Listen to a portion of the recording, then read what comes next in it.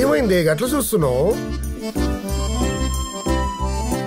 పొద్దు పొద్దుగాల నువ్వు లేవంగానే నేను తలస్నానం చేసి నా జడకొప్పున టవల్ కట్టుకొని గా తలకెళ్ళి నీళ్లు చెంపలకెళ్ళి గారుతుంటే నువ్వు నన్నిలా కొంటెగా చూస్తుంటే నేను నీ కప్పు చాయ్ ఇచ్చి నువ్వు నా నుదిటిపైన ముద్దు పెట్టి నా బుగ్గ గిల్లితే ఈ సంకలో పిల్లగాన్నెత్తుకొని ఆనికో ముద్ద నీకో ముద్ద తినిపియాలని మస్తు కలలు కన్నా. అన్ని కలలు చేసినావు కదరా. నేనేం చేసిండే? నువ్వేం చేయవు, అర్థమైతేనే ఉంది. అందుకే మా అయ్య నాకు సంబంధాలు చూస్తుండు. ఏంది కప్పుడే లగమా? ఇంకా చదువుతున్నావు కదానే? చదువు అని చెప్పి నీ అసంటోడిని పనికిరానోని చేసుకుంటానేమోనని మా అయ్య భయం. అంటే నేను పనికిరానున్నా? లేకుంటే ఎప్పటి సంది చెప్తున్నా పెళ్లి చేసుకుందామని. మా పెద్దనాన్న బిడ్డకు కూడా పెళ్లి అయిపోయింది, నాకు కూడా జల్ది చేస్తారని. నీ అయ్యోకొడు అన్ని తొందరానికైతే నాకు గనక తిక్కలేవాలే కారు కింద ఒకే సార్నైతే. ఇగో గీ ఫాల్తు మాటలే బంద్ చేసి మన పెళ్లి సంగతి చూడు. అరే గట్లనకే. అరే గింత జల్ది పెళ్ళంటే మస్తు పైసలు కావాలనే. అరే అందరిని సెట్ చేయాలి కదా. నువ్వు పరిశాన్ కాకే, నన్ను కొంచెం సూచించని. నా మీద భరోసా లేదా? అది ఉంది గనుకనే ఇంకా బతుకున్నా. అరే నువ్వు హ్యాపీగా ఉండు, నేనేదో ఒకటి చేస్తా సరేనా? నువ్వు ఇంటికి వెళ్ళు, హ్యాపీగా ఉండు, ఓకేనా?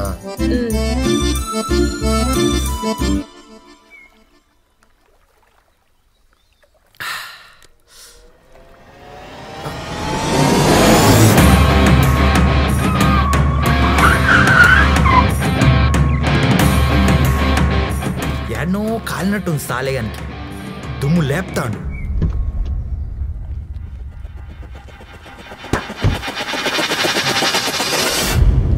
దా కూసో.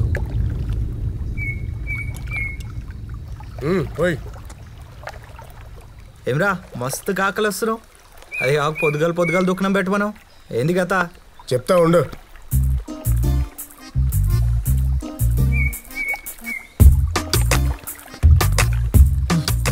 అగ్గి పెట్టుందా?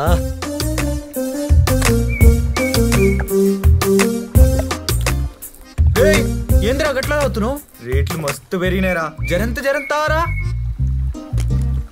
సాలే నేనే పరిచయం అవుతుంటే నడిమిట్లండి మజాకేంద్రా? మజాక్ కాదురా బై, నిజంగానే రేట్లు మస్తు పెరిగినాయి. నా యాల్ది నిన్ను కట్టనుకుంటావురా. సర్లేది జర చల్లబడు. ఏమైంది చెప్పు. రమ్య వాళ్ళ అయ్యా దానికి పెళ్లి సంబంధాలు చూస్తుండంట. అరే గినేమో పెళ్లి అనేసి లొల్లి వేస్తుంది. పెళ్ళి అంటే మస్తు పైసలు కావాలరా. అరే ఇప్పటికి ఇప్పుడు అంటేటారా? అరే నేను కష్టపడి దినమంతా కారు నడిపిన తాగని చాలతలే.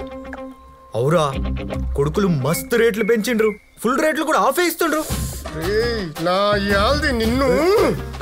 సరే చెప్పు కథ ఏంటి? అరే పిల్లంటే మస్తు పైసలు కావాలరా.